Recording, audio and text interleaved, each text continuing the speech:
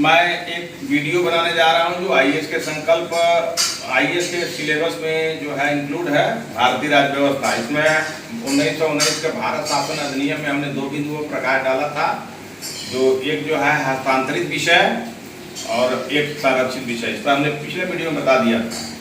और जो है आज हम आपको तीसरे बिंदु पर प्रकाश डालेंगे 1919 भारत शासन अधिनियम।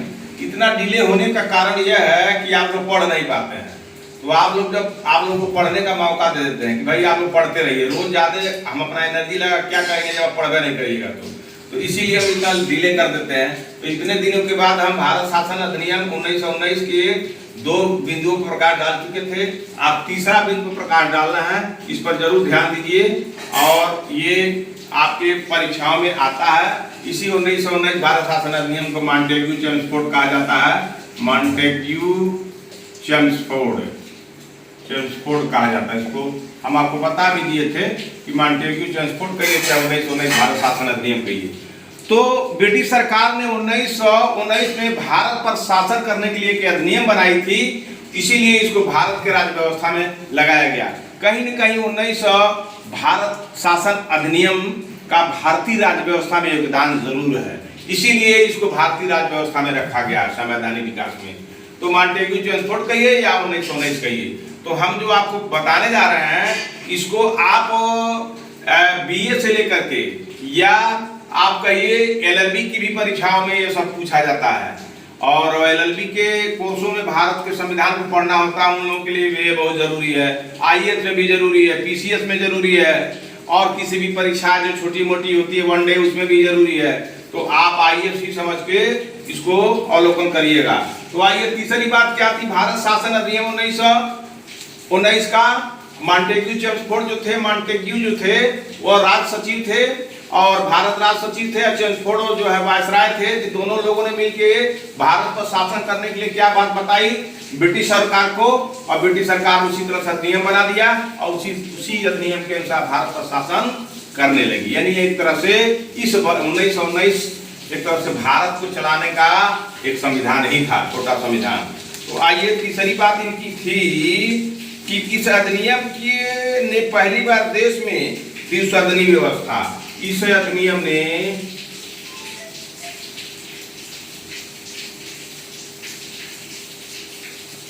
किस अधिनियम ने मॉन्टेग्यू चेम्सफोर्ड के अधिनियम ने, इस अधिनियम ने भारत में पहली बार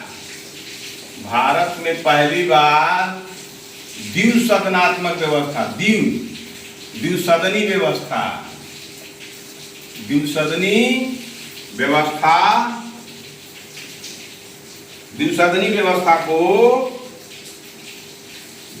व्यवस्था और प्रत्यक्ष निर्वाचन की व्यवस्था प्रारंभ की। द्विसदनी व्यवस्था और प्रत्यक्ष रूप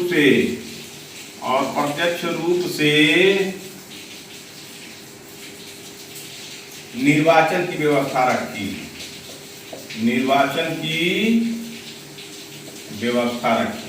याद करने की चीज है,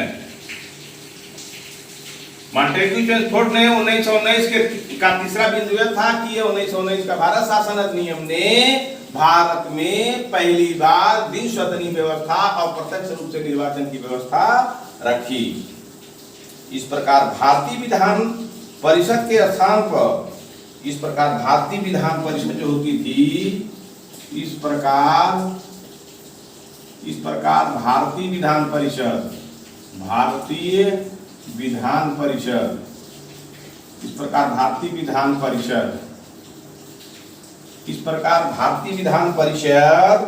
के स्थान पर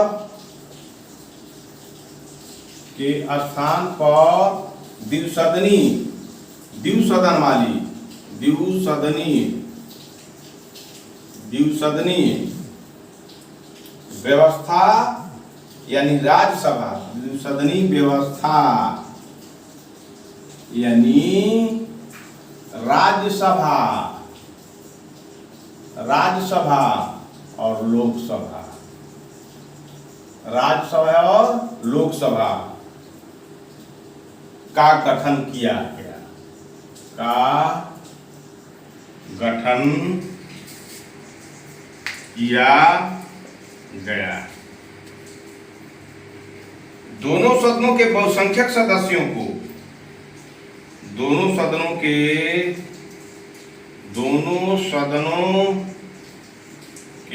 बहुसंख्यक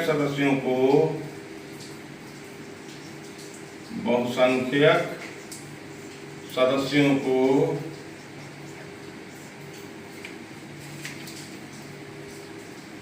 प्रत्यक्ष निर्वाचन के माध्यम से निर्वाचित किया जाता था। प्रत्यक्ष निर्वाचन के माध्यम से, प्रत्यक्ष निर्वाचन के माध्यम से, प्रत्यक्ष निर्वाचन के माध्यम से, प्रत्यक्ष निर्वाचन के माध्यम से निर्वाचित किया जाता था।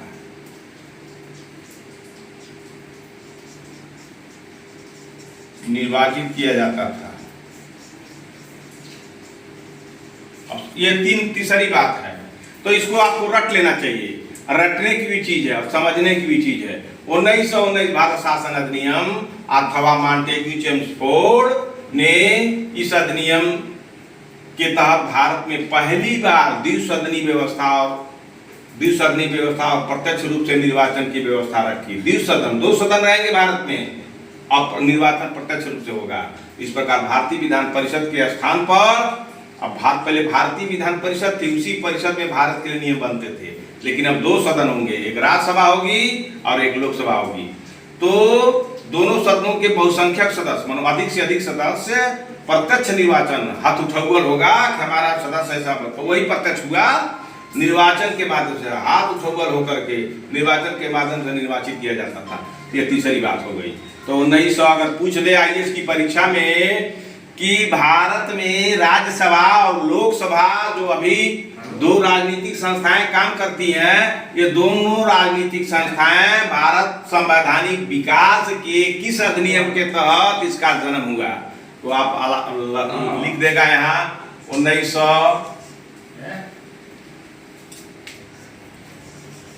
कलम नहीं हो,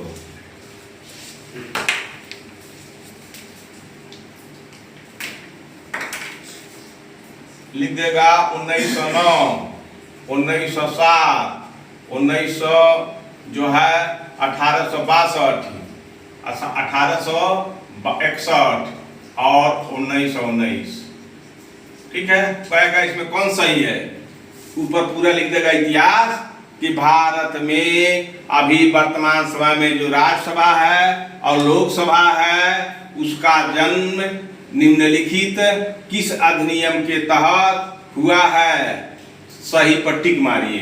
तो आप जानिएगा तो कहिएगा 1919, और नहीं जानिए तो कहिएगा हैया मार दीजिए, हैया मार दीजिए। और मार के आइएगा तो कहिएगा कहो पेपर मारे हैं कौन सही है, तो लोग कहेगा 1961 तो 1861 सही है, कोई कहेगा 1907 है, कोई कहेगा 1909 है। तो उससे उनके ज्ञान का अंदाजा लग जाएगा कि वो कुछ नहीं जानता है। और आप कहिएगा 1919 में रखा गया राज्यसभा लोकसभा।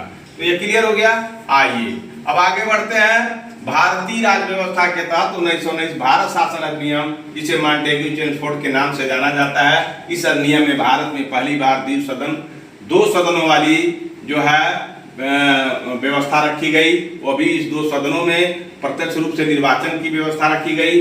इस प्रकार भारतीय जो विधान परिषद पहले थी, अंग्रेजों ने जो विधान परिषद बनाई थी, उसके स्थान पर राज्यसभा लोकसभा का जन्म हुआ और ये दोनों सदनों के अधिक से अधिक सदस्य प्रत्यक्ष रूप से निर्वाचन के माध्यम से निर्वाचित किए जाते थे।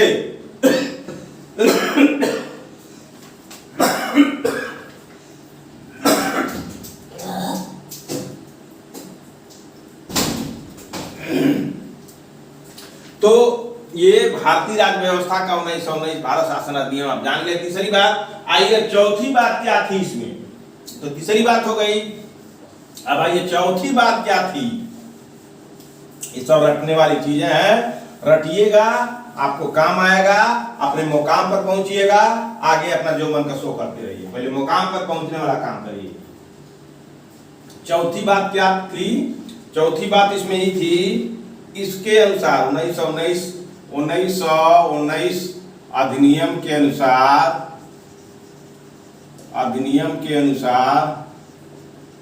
1919 अधिनियम के अनुसार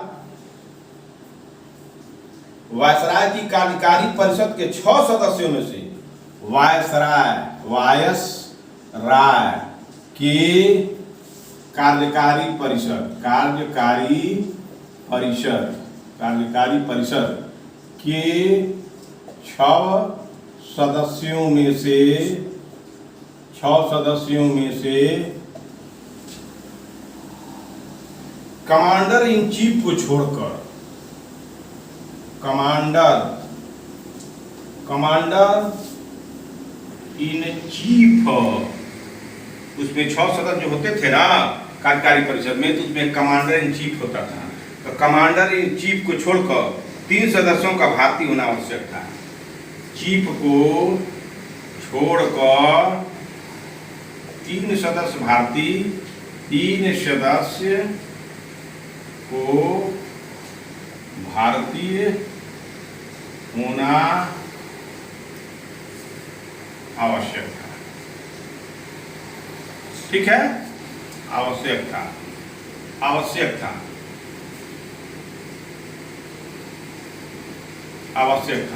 कहने का मतलब ये कि 1900 अधिनियम के ही अनुसार वायसराय की एक कार्यकारी परिषद थी, उसमें 6 सदस्य होते थे।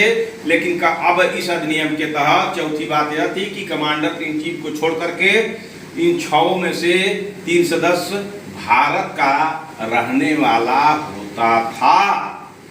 अब ये बात अब समझ में आ गई। चौथी बात आइए, 5वीं बात क्या थी 1919 भारत सरकार अधिनियम के? 5वीं बात क्या थी 1919 भारत शासन अधिनियम या मॉन्टेग्यू चेम्सफोर्ड की? इसने सांप्रदायिक आधार पर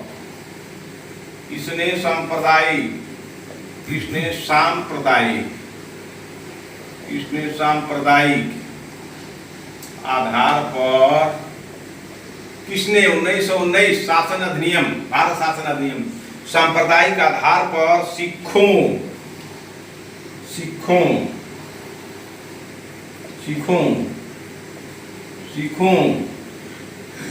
भारतीय ईसाइयों,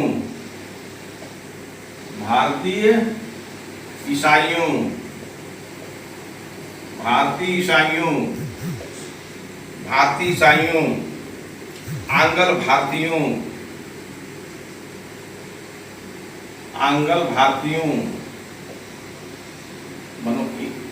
भारतीयों भारत में जो इंग्लैंड के वासी थे, इंग्लैंड से आकर भारत में बस गए, वो आंग्ल भारतीय हुए। अब भारतीय ईसाई, अब भारत में ईसाई धर्म अपना लिए थे उनको, सिखों, और इंग्लैंड के लोग जो भारत में थे उनको, और यूरोपियों के लिए भी,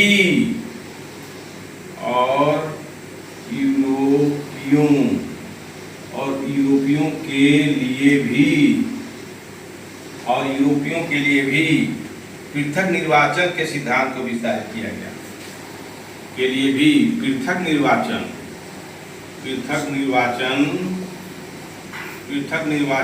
के लिए विस्तारित किया गया।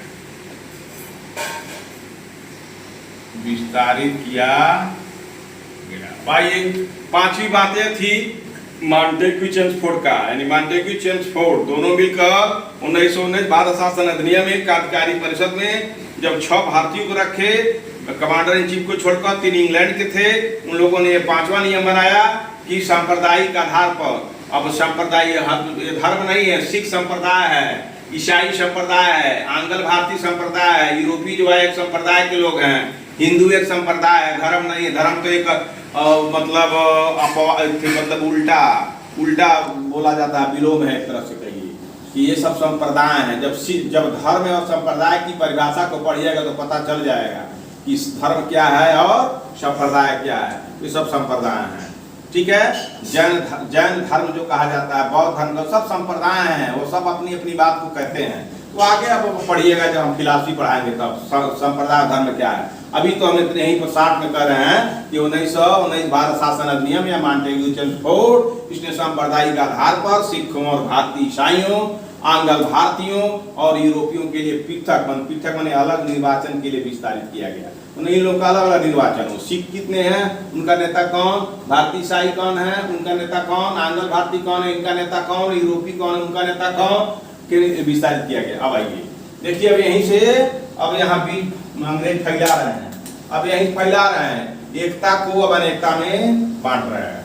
तो आइए अब छठवां चलिए, छठवां बिंदु क्या था 1919 का?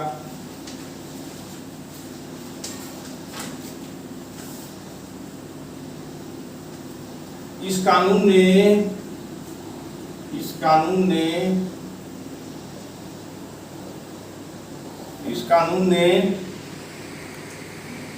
संपत्ति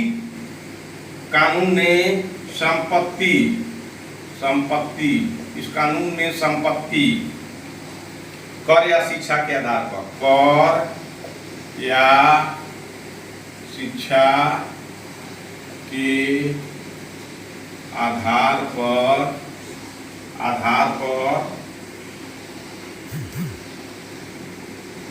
पर सीमित संख्या में लोगों को मताधिकार प्रदान किया। सीमित संख्या में लोगों को मत का अधिकार दिया, मत का अधिकार दिया। ये 1919 की सबसे बड़ी विडंबना है, सबसे बड़ी बुराई है, अवगुण है। पता है, जिस पर संपत्ति रहेगा, जो ज्यादा कर देगा, जिस पर शिक्षा रहेगा, वही मत का अधिकारी है। तो 1919 में दे दिया गया कि जिनके पास ज्यादा से ज्यादा प्रॉपर्टी होगी और जो ज्यादा से ज्यादा अंग्रेजों को टैक्स देगा और जो बहुत हाईली क्वालिफाइड फैमिली होगी उसी को ही मत देने का अधिकार रहेगा। बताइए कितना खतरनाक चीज है। तो आप पढ़िएगा तब न जानिएगा।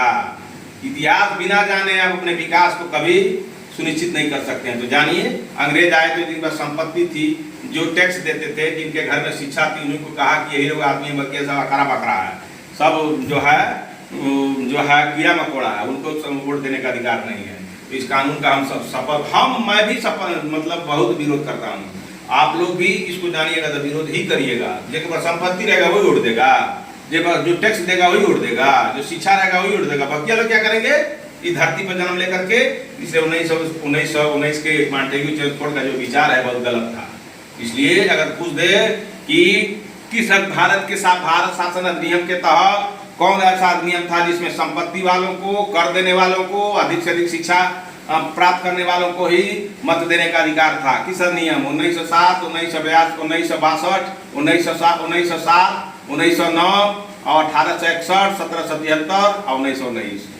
तो आप भखौती मत करिएगा, 1919 ही करिएगा। आइए, सातवां क्या है? इनकी बात क्या थी मॉन्टेग्यू चेम्सफोर्ड की?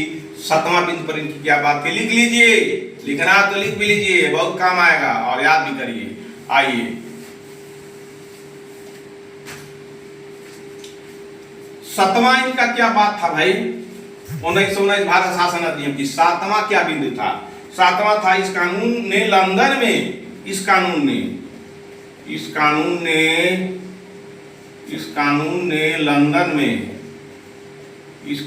ने लंदन में भारत के उच्चायुक्त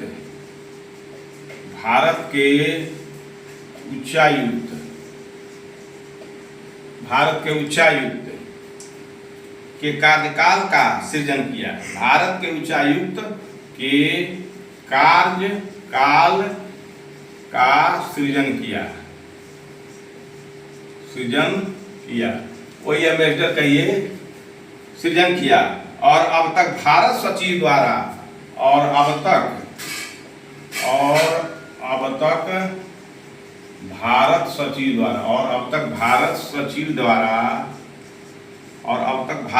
द्वारा फिर किए जा रहे कुछ कार्यों को, सचिव द्वारा किए जा रहे कुछ कार्यों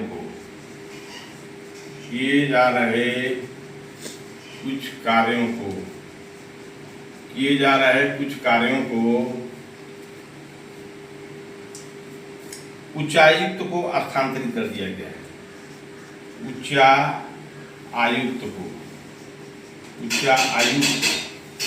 उच्चायुक्त को हस्तांतरित कर दिया गया, हस्तांतरित कर दिया गया। मतलब इसी कानून के द्वारा भारत के उच्चायुक्त के कार्यकाल का मतलब पैदाइशी कर दिया गया, जन्म दिया गया। भारत के उच्चायुक्त, भारत का एक उच्चायुक्त होगा हाई कमिश्नर होगा और वो कार्यकाल का सृजन किया गया। और अब तक भारत सचिव द्वारा, भारत का जो सचिव है, किए जा रहे कुछ कार्यों को उच्चायुक्त को हस्तांतरित कर दिया गया। जितना कार्य किया जाता था तो जो है अब तक भारत सचिव, जो भारत का सचिव निर्णय बैठता था, उसके द्वारा कार्यों को अब उच्चायुक्त को दे दिया गया कि अब आप करिए। तो ये पूछ सकता है कि किस अधिनियम के तहत भारत के कुछ कार्यों को भारत सचिव के द्वारा उच्चायुक्त को हस्तांतरित कर दिया गया।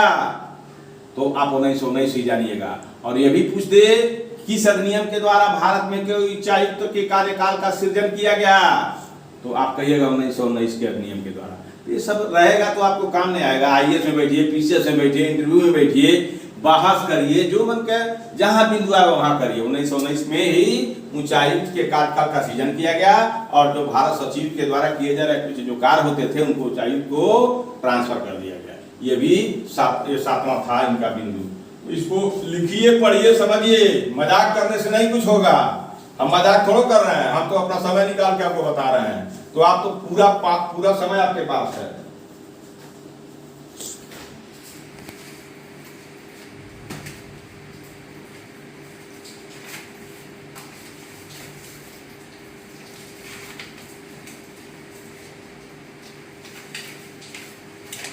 अब आठवां आइए। आठवां क्या है? इससे एक लोक सेवा आयोग का गठन किया गया है। इस अधिनियम 1919 के अधिनियम के द्वारा,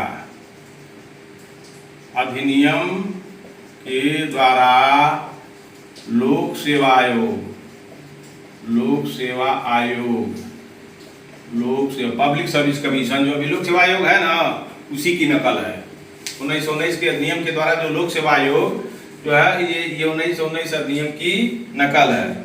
गठन किया गया, आयोग का गठन किया गया, लोक सेवा आयोग का गठन किया गया। अतः 1926 में सिविल सेवकों की भर्ती के लिए इस प्रकार 1926 में सिविल सेवकों की भर्ती के लिए सिविल सेवकों की भर्ती के लिए सिविल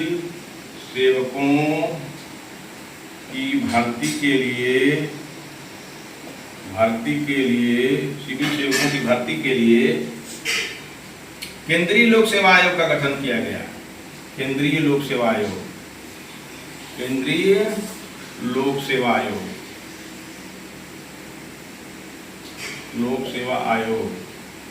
का गठन किया गया। इसे यूपीएससी कहते हैं।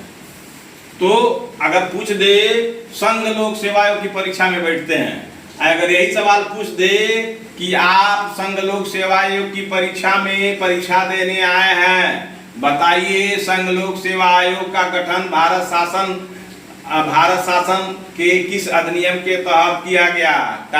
फिस कहेगा हम आए लोक सेवा आयोग की परीक्षा में बैठने, आइयो नहीं जान रहे हैं। तो अब जान लीजिए 1919 भारत शासन अधिनियम के ही तहत राज्यों के लोक सेवा आयोग का गठन किया गया। और 1926 याद करिएगा, 1926 में सिविल सेवकों की भर्ती के लिए केंद्रीय लोक सेवा आयोग, वही यूनियन पब्लिक सर्विस कमीशन, तो केंद्रीय लोक सेवा आयोग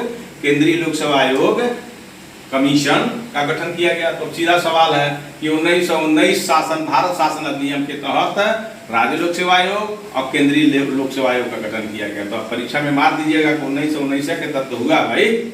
तो आप उस परीक्षा में जाइएगा, सवाल तो पूछेगा। हम एग्जाम करते थे, पहले सवाल पूछते कि लोक सेवा आयोग का गठन किस अधिनियम के तहत हुआ, क्योंकि जहाँ जन्म जिसका होता है उसको पूछना चाहिए। आइए नामा, अब इसको लिख लीजिए, याद कर लीजिए। 1926 में ही संघ लोक सेवा आयोग यूपीएससी का गठन किया गया और वो भी 1919 भारत शासन अधिनियम के तहत। आइए नवा क्या कहता है, इसका बिंदु ये मॉन्टेग्यू चेम्सफोर्ड क्या कहते हैं, नवा बिंदु क्या फरमाते हैं। तो आइए ये क्या फरमाते हैं नवा में, ये कहते हैं इसने पहली बार केंद्रीय बजट को राज्यों के बजट से अलग कर दिया। इसने पहली बार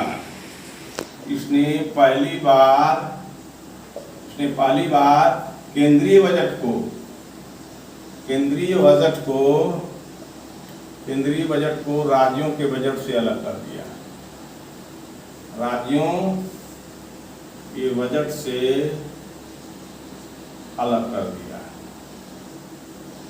अलग कर दिया। और राज्य विधानसभाओं को अपना बजट स्वयं बनाने के लिए अधिकृत कर दिया। और राज्य के विधानसभाओं और राज्य विधानसभाओं को राज्य विधानसभाओं को अपना अलग बजट बनाने के लिए अधिकृत कर दिया। अब आइए, जो अभी राज्य में बजट पेश होता है किसी भी राज्य का, और केंद्र में जो बजट पेश होता है, तो अगर आपसे पूछा जाए कि जो है केंद्र में जो बजट अलग बनता है, राज्य में अलग बजट अलग बनते हैं, बताइए किस अधिनियम द्वारा यह व्यवस्था लाई गई? तो आप 1919 लिखिएगा, हमेशा 19 याद कर लीजिए। केंद्र को अलग बजट बनाने का और राज्य को अलग बजट बनाने का ये अधिनियम कानून देता है, और उसी पर चलाया रहा है। राज्य आज भी बजट अलग बनाता है, केंद्र आज भी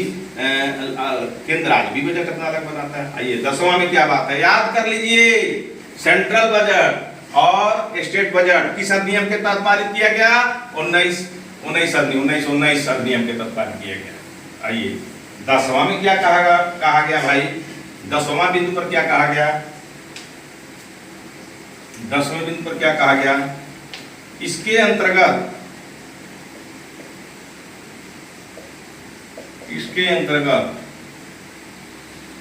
एक वैधानिक आयोग का गठन किया गया। एक वैधानिक आयोग का गठन किया गया। एक वैधानिक आयोग का गठन किया गया। एक वैधानिक आयोग का गठन किया गया, जिसका कार्य 10 वर्ष बाद, जिसका कार्य 10 वर्ष बाद इसी अधिनियम के तहत एक वैधानिक आयोग का गठन किया गया, जिसका कार्य 10 वर्ष बाद जांच करने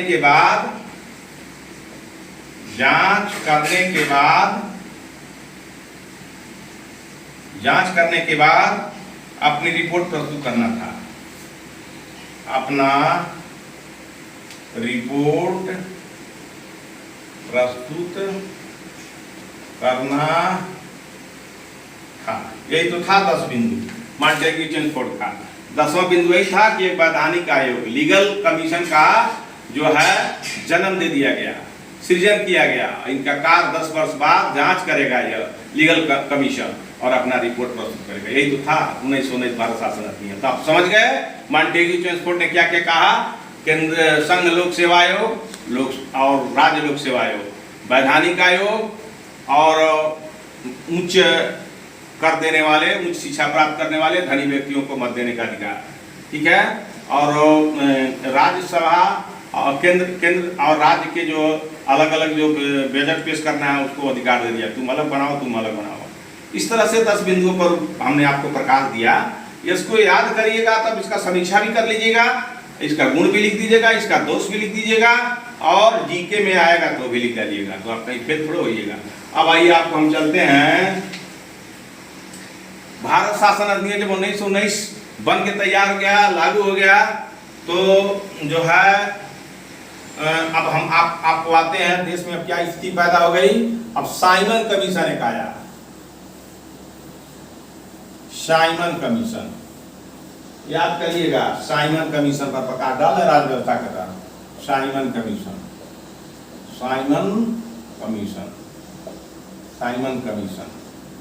कमीशन पढ़ने के पहले आपको जानना होगा कि 1919 के बाद की स्थितियां ऐसी थी कि 1927 में साइमन कमीशन भारत आया था, लेकिन 1927 के पहले अम्बेडकर ने जाके अंग्रेजों से शिकायत किए थे और कहे थे कि भारत की इतनी दुर्दशा है कि किसी भी जाति धर्म को अगर जो गरीब है तो उनको बहुत हेय दृष्टिकोण से देखा जाता है।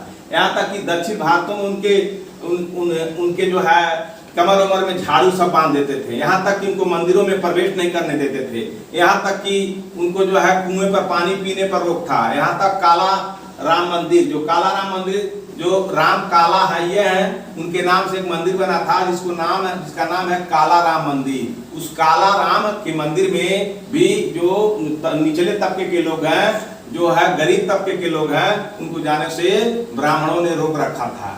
इस तरह से छुआछूत जो है, व्यभिचार, अत्याचार और जो है मंदिरों में जाने से रोक, सार्वजनिक कुओं स्थलों पर पानी पीने से रोक, सार्वजनिक हवा को लेने से रोक, अच्छे रास्ते पर चलने से रोक, जूते कपड़े पहनने पर रोक। इस तरह से सामाजिक, आर्थिक, राजनीतिक हर तरह से शोषण होता था।